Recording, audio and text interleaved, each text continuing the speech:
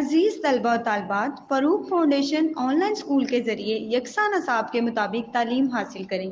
अगर हमारी वीडियोस पसंद आएँ तो चैनल को सब्सक्राइब करें और दोस्तों के साथ शेयर करें और बेल आइकन को लाजमी दबाएं ताकि आइंदा आने वाली तालीमी वीडियोस आप हासिल कर सकें।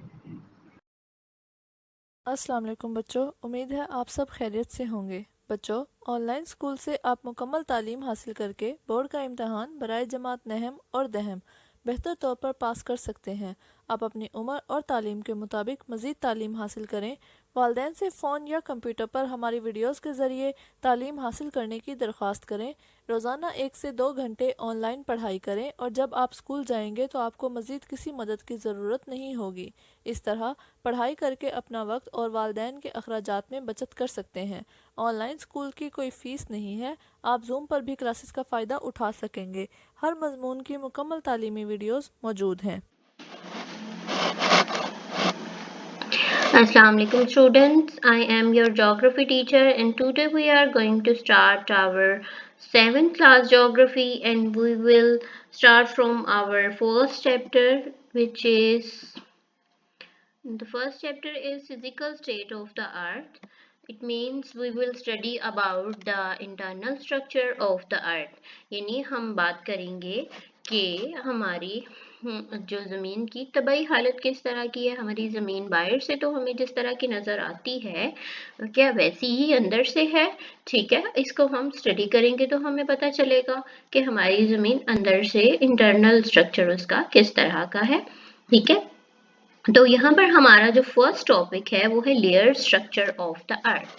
Human beings have very little information about the internal structure of the earth. The distance between the surface of the earth in its core is more than 6000 kilometres.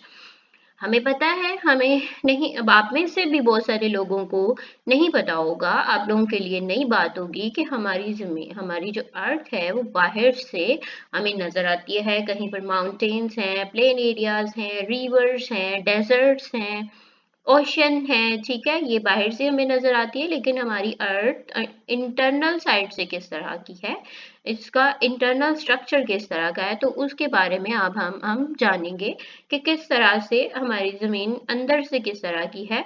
तो सबसे पहली बात जो यहाँ पर लिखी गई है, the distance between the earth surface of the अर्थ की बाहर वाली सरफेस से एंड इट्स कोर, जो इंटरनल उसका पॉइंट है, ठीक है, जो मिड पॉइंट है, वहां तक का डिस्टेंस कितना है? मोर देन 6000 किलोमीटर्स, यानी अप्रोक्सीमेटली 6000 किलोमीटर से ज्यादा है इसका distance.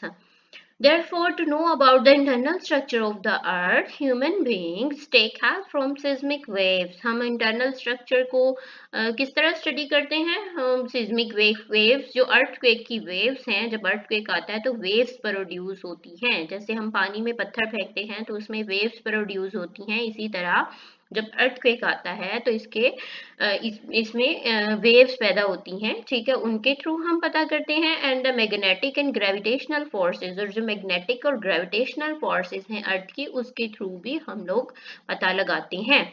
The temperature gradually increases towards the core of the अर्थ। जैसे जैसे हम डेप्थ में जाएंगे, उसके इंटरनल पॉइंट की तरफ जाएंगे, टेम्परेचर इंक्रीज करेगा, टेम्परेचर बढ़ जाएगा। The internal part of the earth is divided into three important parts. जो internal part है अर्थ का, उसको 3 parts में divide किया है।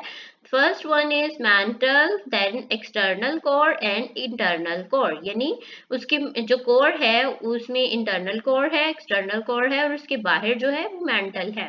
ठीक है, यहाँ पर हम अभी अर्थ की लेयर्स के बारे में स्टडी कर रहे हैं। तो हम पहली लेयर को बात करेंगे, दैट इज क्रस्ट, जिसको हम आउटर सरफेस कहते हैं। क्रस्ट में आपको बता दूं, जिस पर हम लोग रहते हैं, चलते फिरते हैं, जिस पर माउंटेन्स हैं, ठीक है, डेली जिसको हम ऑब्जर्व करते हैं, वो हमारा क्रस्ट है। ठीक है, जिस पर हम घर बनाकर, अपनी बिल्डिंग्स बनाकर, रोड्स बनाते हैं, ये सारा हमारा क्रस्ट है। The surface of the earth consist of water and dry land. जो अर्थ की सरफेस है, जो अर्थ का क्रस्ट है, वो दो तरह का है, एक वाटर में और ड्राई लैंड पर डिपेंड करता है, कंसिस्ट करता है, ठीक है। इस थिकनेस इज नॉट यूनिफॉर्म। इसकी थिकनेस, इसकी मोटाई जो है वो सेम नहीं है। जो लैंड एरिया है वहां पर इसकी थिकनेस ज्यादा है, जो ओशन का फ्लोर है, ठीक है, ओशन का बॉटम है, वो कम थिक है, ठीक है। The upper most and less thick sphere of the earth is known as crust. जो आउटर मोस्ट पार्ट है, जो अपर मोस्ट पार्ट है, उसको हम क्रस्ट कहते हैं। इस thickness is between 8 to 40 kilometre. इसकी थिकनेस कितनी है? 8 से लेकर 40 किलोमीटर तक। The crust is divided into two parts. इसको टू पार्ट्स में डिवाइड किया है। The upper part is known as continental crust. Continental crust means जो कॉन्टिनेंट का पार्ट है, जो लैंड एरिया है, उसको हम कॉन्टिनेंटल क्रस्ट कहते हैं। जिस पर हम रह रहे हैं उसको हम कॉन्टिनेंटल क्रस्ट कहेंगे। And the lower part is known as oceanic crust, जो ओशन के बॉटम में है, ठीक है। ओशन वाटर के नीचे जो पार्ट है उसको हम ओशियनिक क्रस्ट कहते हैं। The continental crust consist of a number of land masses. Continental crust जो है उसमें डिफरेंट लैंड मैसेस हैं नोन एज कॉन्टिनेंट्स, जिनको हम कॉन्टिनेंट्स कहते हैं। जैसे यूरोप है, अमेरिका है, ऑस्ट्रेलिया है, एशिया है, ठीक है, ये कॉन्टिनेंट्स हैं। तो इनको हम लोग डिफरेंट लैंड मैसेज का नाम देते हैं, ठीक है, फिर हम उनको कॉन्टिनेंट्स कहते हैं। Continental crust is made of silicon and aluminium. जो कॉन्टिनेंटल क्रस्ट है वो सिलिकॉन और एल्यूमिनियम से मिलकर बना है, therefore it is also known as sial. इसको हम लोग सियाल भी कहते हैं। सिलिकॉन का SI ले लेते हैं और एल्यूमिनियम का AL ले लेते हैं, देन इसको हम सियाल बना लेते हैं। Oceanic crust is made of silicon, iron and magnesium. Silicon oceanic crust जो है, जो ओशन बॉटम में जो क्रस्ट है, उसको हम, उसमें वो किससे मिलकर बना है? सिलिकॉन से, आयरन से और मैग्नीशियम से। Therefore it is also known as सीमा।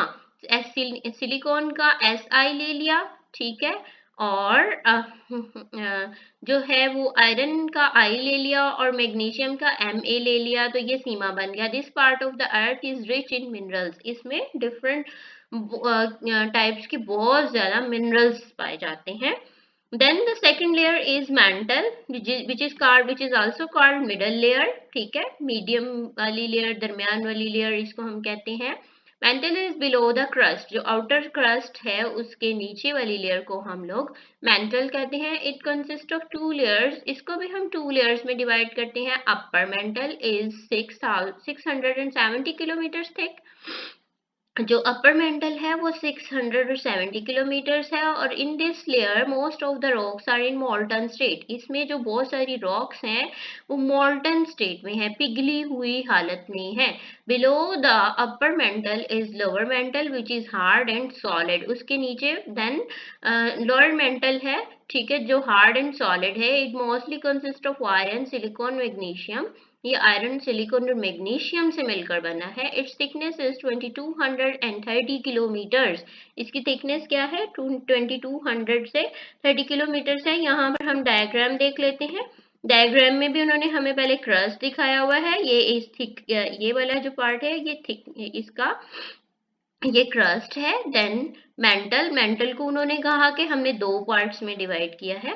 यहाँ पर उन्होंने करके नहीं दिखाया, लेकिन यहाँ में उन्होंने बता दिया ये वाला पार्ट अपर मेंटल बन जाएगा, इसको हम यू से शो कर लेते हैं, और ये लोअर मेंटल बन जाएगा, ठीक है। ये वाला पार्ट जो है ये मोल्टन फॉर्म में है और ये वाला पार्ट जो है ये हार्ड फॉर्म में है, ठीक है।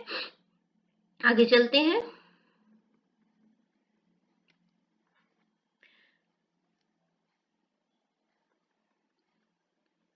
देन आ जाता है internal core. The sphere present under mental is called core.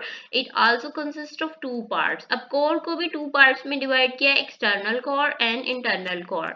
External core is in liquid form below the mantle. It mostly consists of molten rocks. जो एक्सटर्नल कोर है, जैसे एक्सटर्नल मेंटल की बात की, अपर मेंटल की बात की, तो वो भी मोल्टन फॉर्म में था और ये भी मोल्टन फॉर्म में है, एक्सटर्नल कोर भी। It's thickness is 2250 kilometre. इसकी थिकनेस कितनी हो गई? 2250 किलोमीटर, ठीक है। Internal core is made up of nickel and iron. Iron इसको निकल या निकल और आयरन में उससे मिलकर बना है. It is also known as ferrous. This name is derived from the initial 2 letters of nickel and ferrous. यानी आयरन को हम साइंटिफिकली फेरस कहते हैं. साइंटिफिक नेम इसका फेरस है. तो उन्होंने दो नाम इसका NI ले लिया और इसका FE ले लिया, तो ये नाइफ बन गया. ठीक है, इस पार्ट को हम नाइफ भी कहते हैं. ठीक है, क्योंकि वो निकल और आयरन से मिलकर बना है तो इसलिए हम उसको नाइफ का नाम दे दिया. The internal core is solid. जो इंटरनल कोर है वो सॉलिड है. It is heaviest among all spheres. ये तमाम स्फीयर से हैवी है. its thickness is 1220 किलोमीटर और इसकी थिकनेस क्या है? 1220 किलोमीटर इसकी थिकनेस है. हम दोबारा बात कर लेते हैं. यहाँ पर डायग्राम की. That is the internal core. ये लाइट येलो कलर में जो आपको नजर आ रहा है, that is the internal core and that is the जो ये ऑरेंज कलर में नजर आ रहा है एक्सटर्नल कोर. ठीक है, यहाँ पर ये फिर आपको डायग्राम समझ आ गई. उसके बाद हम नेक्स्ट देखते हैं. नेक्स्ट क्या है? 3 लेयर्स हैं हमने बात की. दैट इज 3 लेयर कौन कौन सी हैं? जल्दी से याद कर ले कौन कौन सी हैं. Crust, mental and core. Crust जो है वो आउटर सरफेस है. फिर हम मेंटल को 2 लेयर्स में डिवाइड करते हैं, upper mantle and lower mantle. Then core है. कोर को भी हम 2 लेयर्स में डिवाइड करते हैं, external core and internal core. ठीक है, देन हमारे पास आ जाती हैं प्लेट टेक्टोनिक मूवमेंट्स. अब ये क्या होती हैं भाई? Plate tectonic movements. अब इसको हम यहाँ पर पढ़ेंगे कि ये क्या होती हैं. It is a reality that the existing continents were once in the form of a single mass. They divided into 7 continents due to continental movements. Millions of years ago, all continents were attached with one another. So there was a single continent called Pangaea. Gradually, this big continent divided into small parts, plates, which got the form of present continents. अब ये कहाँ पर उन्होंने कहा कि जो तमाम plates हैं, जो तमाम कॉन्टिनेंट्स हैं, जैसे हम बात करें हमारे से यूरोप एंड एशिया जो और अफ्रीका जो जॉइंट हैं. ठीक है, और जो ऑस्ट्रेलिया है वो अलग से है और नॉर्थ एंड साउथ अमेरिका अलग से हैं. कहते हैं कि ये पहले इस तरह से टूटे हुए नहीं थे, ये जॉइंट थे, सारे मिले हुए थे. देन फिर कुछ फोर्सेस की वजह से ये आपस में से टूट गए और अलग अलग हो गए. तो जब ये जुड़े हुए थे, एक ही लैंड मास था, एक ही हिस्सा था, एक ही लैंड एरिया था, तो इसको हम पैंगिया कहते थे. और जब ये डिवाइड हो गया तो हमने इनको कॉन्टिनेंट्स का नाम दे दिया, डिफरेंट कॉन्टिनेंट्स का नाम दे दिया. ठीक है, और ये मूव करते हैं. ये प्लेट्स हैं, हम इनको प्लेट्स का नाम देते हैं. ये डिफरेंट जो पार्ट्स आपस में टूट गए, इसको हम प्लेट्स का नाम देते हैं. ठीक है, और ये मूव भी करती हैं. तो इनको जब वो ये मूव करती हैं तो फिर हम कहते हैं प्लेट टेक्टोनिक मूवमेंट हो रही है. देन हम बात करेंगे आगे 7 मेजर टेक्टोनिक प्लेट्स. वही प्लेट्स जो टूट गई थी, डिवाइड हो गई थी, उनको वो 7 मेजर प्लेट्स में डिवाइड करते हैं. ठीक है, from 1960 the geographers started using 2 new terms for the exterior composition of earth after getting new information about the surface of the earth. The new terms are lithosphere and asthenosphere. 1960 में geographer ने 2 नई terms use की जो हमारा earth crust है उसको explain करने के लिए. ठीक है, उसको उन्होंने नाम दिया कि जो आउटर सरफेस है, जो सॉइल एरिया है, उसको वो जो उसकी थिकनेस कम है वो लिथोस्फीयर है और उसके नीचे एक छोटी सी एक बारीक सी लेयर है एस्थेनोस्फीयर की. Lithosphere consist of upper surface of the earth. Lithosphere जो है वो अपर सरफेस को कवर करती है and the solid upper portion of the mental, और जो मेंटल का सॉलिड पोर्शन है उसको लेती है. Under lithosphere there is a soft layer of rocks known as asthenosphere. Lithosphere के नीचे एक सॉफ्ट रॉक की लेयर है जिसको हम एस्थेनोस्फीयर कहते हैं. ठीक है, lithosphere is divided into 7 moving parts called plates.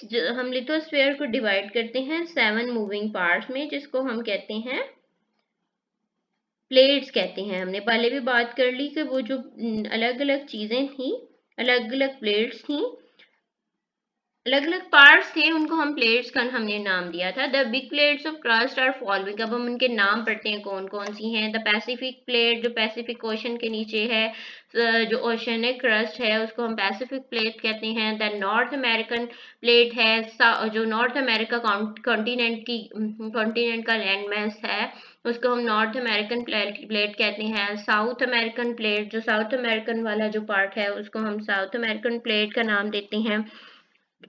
Then Europe और एशिया मिलकर एक प्लेट बनाता है, that is Eurasian plate. And Africa का जो कॉन्टिनेंट है उसको हम अफ्रीकन प्लेट का नाम देते हैं। ऑस्ट्रेलिया का जो कॉन्टिनेंट है उसको Australian plate. And then Antarctica की जो प्लेट लैंड मैस है उसको हम एंटार्क्टिका प्लेट कहते हैं।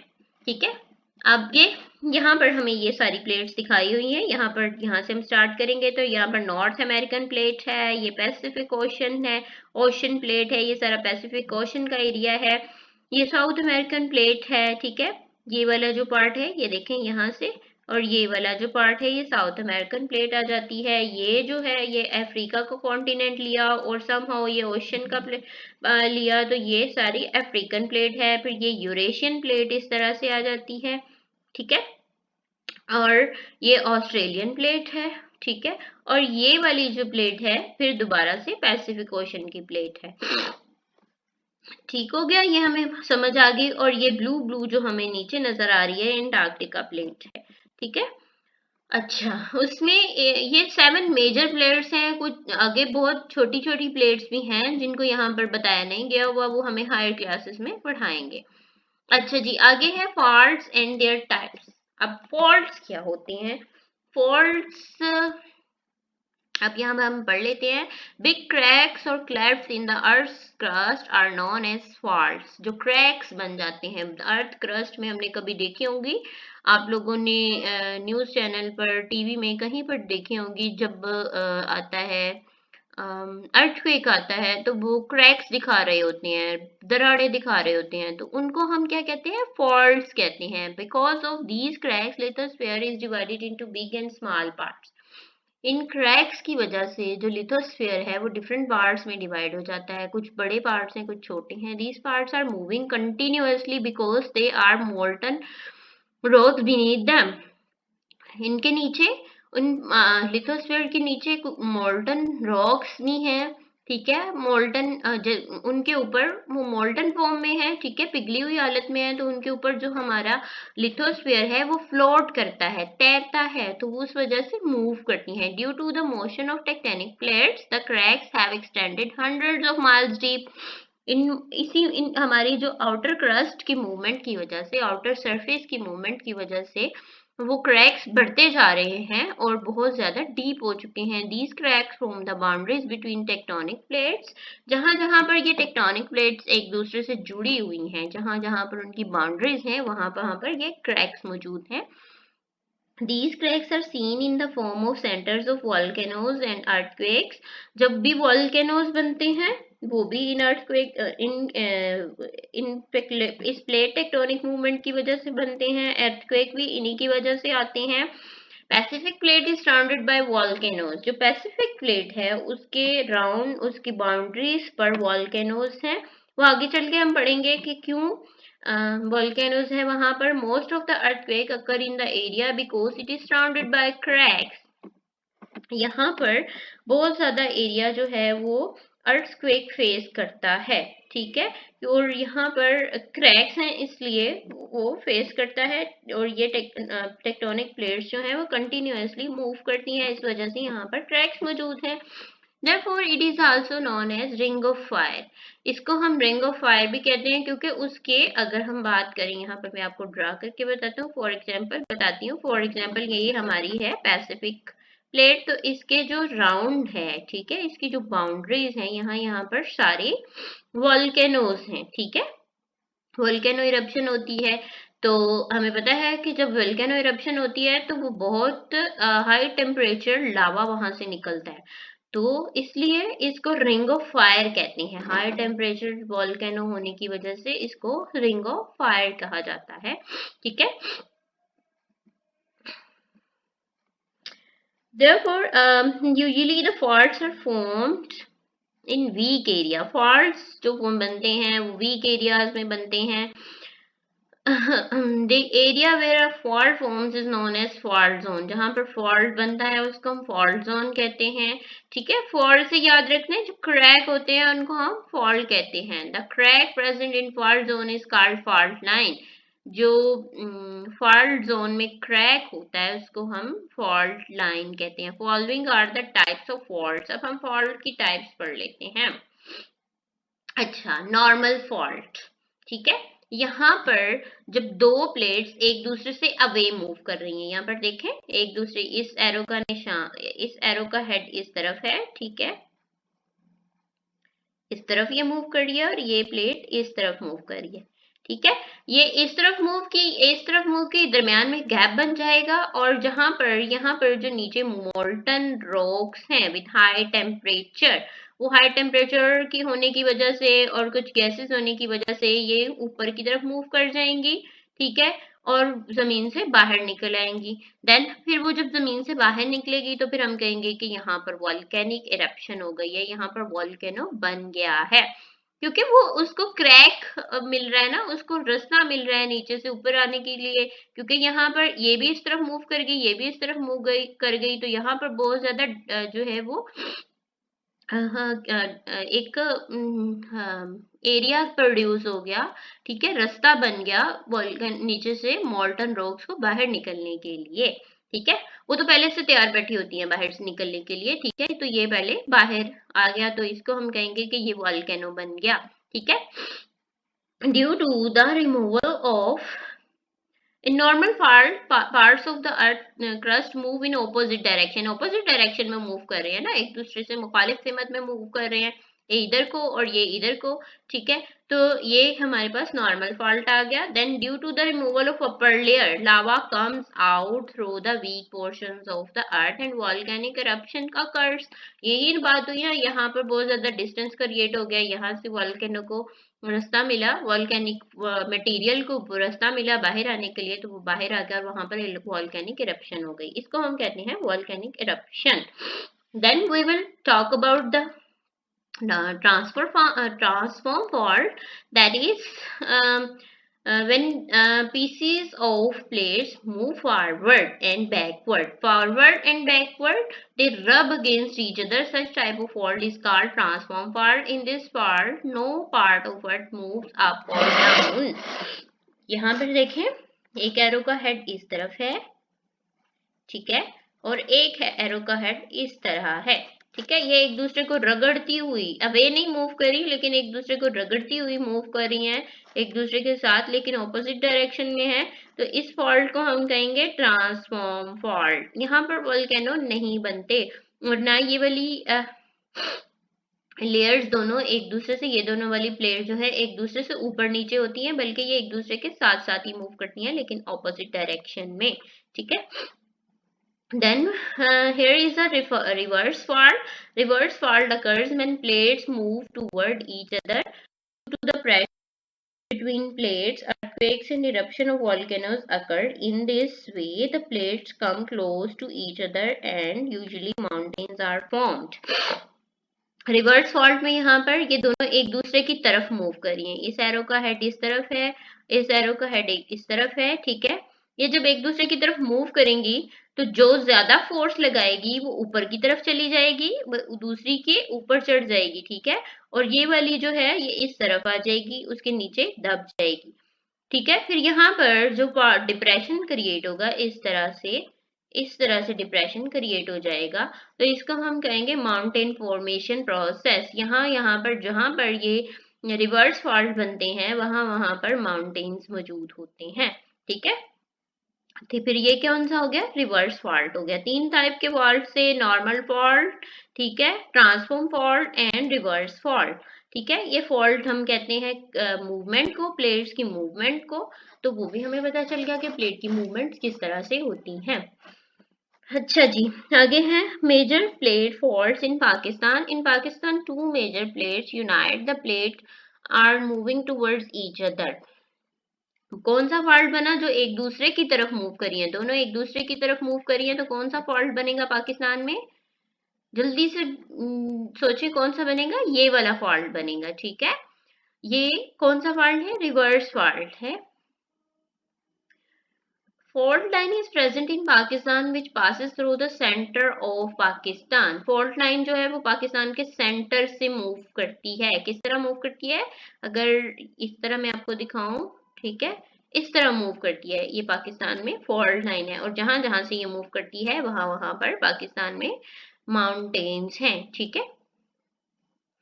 अच्छा जी, Pakistan this line separates Eurasian plate जो है उसको सेपरेट करती है फ्रॉम इंडियन प्लेट। जो इंडिया की जो प्लेट है और यूरेशियन प्लेट है जहां पर जॉइंट करती हैं, पाकिस्तान बिल्कुल उसके ऊपर है और ये जॉइंट हमारे पाकिस्तान के मिड में मौजूद है। Therefore this region is an important centre of earthquake. फिर जब ये प्लेट्स मूव करती हैं तो यहाँ पर बहुत ज्यादा अर्थक्वेक आते हैं। The earthquake of 8th October 2005 occurred due to the movement in these plates. Movement in these plates. जो 2005 में 8 अक्टूबर को अर्थक्वेक आया था और that is very heavy earthquake जिसमें मोर देन 80,000 पीपल जो है उनकी डेथ हो गई थी। तो वो अर्थक्वेक इसी मूवमेंट की वजह से, कौन सी मूवमेंट की वजह से? ऊपर दोबारा देखते हैं हम कौन सी मूवमेंट थी। रिवर्स फॉल्ट मूवमेंट थी, ठीक है। रिवर्स मूवमेंट की वजह से ये अर्थक्वेक आया था, ठीक है। और that was a very dangerous earthquake. Due to this earthquake there was a great loss of human lives and materials, जिसमें बहुत सारे लोगों की डेथ हो गई थी और बहुत सारी प्रॉपर्टी तबाह हो गई थी। दिस रीजन में again become centre for small and big earthquakes. इसी की वजह से बहुत सारे अर्थक्वेक आते भी हैं और इन फ्यूचर में भी इसी वजह से आए, ठीक है। अच्छा जी, यहाँ पर हम पाकिस्तान का मैप देख लेते हैं। हमने यहाँ पर पढ़ा था कि पाकिस्तान के दरमियान से फॉल्ट लाइन गुजरती है। यहाँ से मैं आपको बताती हूँ, इस तरह से कुछ गुजरती है, ठीक है, इस तरह से, ठीक है। यहाँ पर इंडियन प्लेट है और यहाँ पर यूरेशियन प्लेट है। तो ये दोनों प्लेट्स आपस में जॉइंट करती हैं पाकिस्तान के मिड में, जिसकी वजह से पाकिस्तान में बहुत सारे अर्थक्वेक आती हैं। यहाँ पर इन्होंने हमें मैप में दिखाया हुआ है वो एरियाज जहाँ पर अर्थक्वेक में बहुत लाइट अर्थक्वेक डैमेज होता है, वो ये वाले एरियाज हैं। यानी ये पंजाब का एरिया है और ये कुछ एरिया सिंध का है, ठीक है। माइनर डिवास्टेटिंग पॉइंट जहाँ पर जो है वो थोड़ी बहुत डैमेज होता है वो ये है, ये जो ब्लू कलर में एरिया दिखाया हुआ है, ठीक है, ये वाला एरिया है। उसके बाद मिडल और टू हायर डिवास्टेटिंग पॉइंट जहां पर बहुत ज्यादा नहीं लेकिन मिड एक दरमियानी तबाही होती है, ठीक है, डैमेज होता है, वो ये वाले एरियाज हैं। जो ऑरेंज वाले एरियाज हैं ये हमें बता रहे हैं कि यहाँ पर जो है वो थोड़ी से ज्यादा तबाही होती है। देन स्फीयर डिवास्टेटिंग पॉइंट, जो स्फीयर डिवास्टेटिंग पॉइंट्स हैं ये वाले जो रेड एरियाज हैं यहाँ पर ज्यादा अर्थक्वेक की वजह से तबाही होती है, ठीक है। अच्छा जी, आगे हमारे पास है causes of earthquakes, there effects and distribution. तो ये हम अपनी नेक्स्ट क्लास में डिस्कस करेंगे, ठीक है। अपनी जो है आपने इस लेक्चर को गौर से सुनना है और इसका सेकंड पार्ट आपने जो है वो इसके बाद स्टार्ट करना है, ठीक है। चलिए जी, यहाँ तक आप अपने कॉन्सेप्ट क्लियर करें, फिर आप अपने सेकंड पार्ट को स्टार्ट करें। तब तक के लिए अल्लाह हाफिज।